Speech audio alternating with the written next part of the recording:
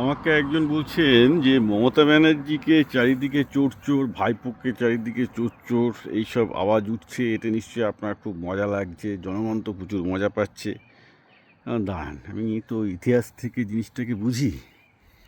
তো সিরাজউদ্দৌলা কে যখন মিরন ধরে নিয়ে আসলো এই মুর্শিদাবাদে, তাকে একদম খুব ন্যাক্কারজনকভাবে হাতির সাথে বেঁধে ঘোরানো হয় ইয়েতে, মুর্শিদাবাদে।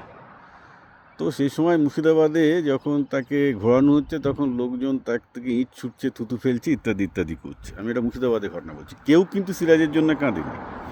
সিরাজ একজন ক্ষমতা পাগল, সম্পূর্ণ স্বৈরাচারী শাসক ছিল, মমতা ব্যানার্জি স্টাইলে, ভাইপো স্টাইলে আর কি। তো একটা স্বৈরাচারী শাসকের পতন হলে, যেমন ধরুন মুসোলিনিকে অ্যাকচুয়ালি মেরে ল্যাম্পপোস্টে ঝুলিয়ে দিয়েছিল।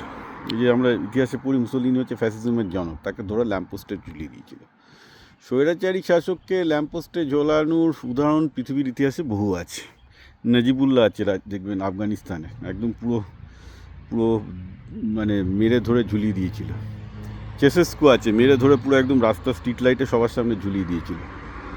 ঠিক আছে, তো basically this is nothing new. জনগণের এই ক্ষোভ স্বৈরতন্ত্রের প্রতি খুব একটা নতুন কিছু নেই। মানে ভেবে দেখুন, আজ থেকে দুদিন আগেও এমন অবস্থায় ছিল তৃণমূলের স্বৈরতন্ত্র যে তৃণমূলের একটা ছোট মেজ নেতা, তাকেও দোকানদাররা ভয় পেত। মমতা ব্যানার্জি ভুলে যান যে তৃণমূলের একটা শুধু একটা ঘাস ফুল লাগিয়ে ঘুরে বেড়াতো। সে যদি একটা দোকানে এসে বলতে, এই শোন, 10 টাকার চা খেলো বা 20 টাকার চা বিস্কুট খেলো, না দিয়ে চলে গেল চা বিস্কুট না খেয়ে, সে দোকানের মালিকের বলার ক্ষমতা ছিল না এই টাকাটা দিয়ে যা বলে, যদি জানতো যে সেই জায়গায় একটা ছোটো খুব ছোটোখাটো লেভেলেও পার্টি করে।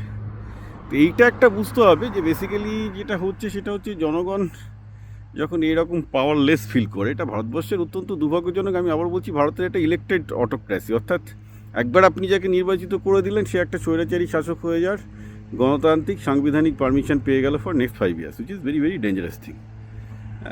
চেক অ্যান্ড ব্যালেন্স কিছু নেই আর কি, আছে যেগুলো সেগুলো নাই মাত্র, ইটস জাস্ট নন ফাংশনাল।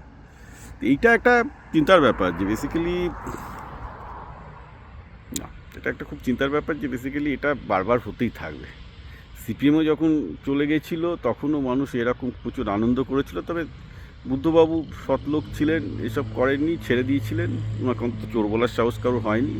তো খুনি বুদ্ধ বলা হয়েছে, তবে খুনি বুদ্ধ বলে কেউ সামনাসামনি করে, বুদ্ধকে খুনি বুদ্ধ বলা হতো নন্দীগ্রামের কারণে, কিন্তু খুনি বুদ্ধ বলে কারোর মানে ডাকার সাহস হয়নি বা অপমান করার সাহস হয়নি, কারণ উনি একটা ডিগনিটি নিয়ে চলতেন। ন্যাচারালি ওনার একটা মিনিমাম মান সম্মান ছিল। কিন্তু সিপিএমও সেই স্বৈরাচারী শাসক, ওখান থেকে সেই একই পতন, এবং সিপিএমের লোকগুলোরও ওই একই অবস্থা হয়ে যায় পরের দিকে গ্রামের মধ্যে, যার জন্য পরবর্তীকালে গ্রাম থেকে সিপিএম পুরো উঠে যায়। এখনও সিপিএম উঠেই গেছে। তো এইটা একটা চিন্তা করার মতো বিষয় আছে যে বেসিক্যালি যা একটা হচ্ছে তো ভারতের সংবিধান স্বৈরাচারী হতে দেয়, দ্বিতীয় হচ্ছে মানে ভারতের সংবিধান অনুমতি দেয় যে তুমি ক্ষমতায় আসলে সিরাজউদ্দৌলা হতে পারবে।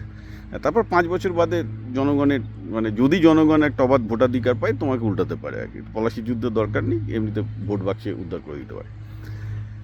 এটা খুব দুর্ভাগ্যজনক ঘটনা, কিন্তু this is the reality of India, যে বেসিক্যালি সেই সিরাজউদ্দৌলার আমল থেকে জনগণ ডিসফ্র্যাঞ্চাইজড, জনগণ স্বৈরতন্ত্রে আছে। বরং আমি বলবো যে ব্রিটিশরা চলে যাওয়ার পর মানে ইনফ্যাক্ট মানে মমতা ব্যানার্জি যে পরিমাণ ডিসঅনারলি ছাড়লেন ক্ষমতা, ব্রিটিশদেরও এতটা ডিসঅনারলি ক্ষমতা ছাড়তে হয়নি। মানে মমতা ব্যানার্জি যতটা অপমানিত হয়ে ক্ষমতা ছেড়েছেন, এটা পৃথিবীর ইতিহাসে খুব বিরল। ইনফ্যাক্ট আপনারা যদি দেখেন 1947 সালে ব্রিটিশরা যখন ক্ষমতা থেকে গেল, তারপরেও কিন্তু ব্রিটিশদের বিরুদ্ধে আমরা সেইভাবে কিন্তু কোনো চোর বা এসব কিছু কথাবার্তা বলি না, বিকজ আমরা জানি যে লোকগুলো একটা মিনিমাম লেভেলে একটা শাসকের ডিগনিটি তাদের কাছে ছিল, যতই স্বৈরাচারী হোক না কেন।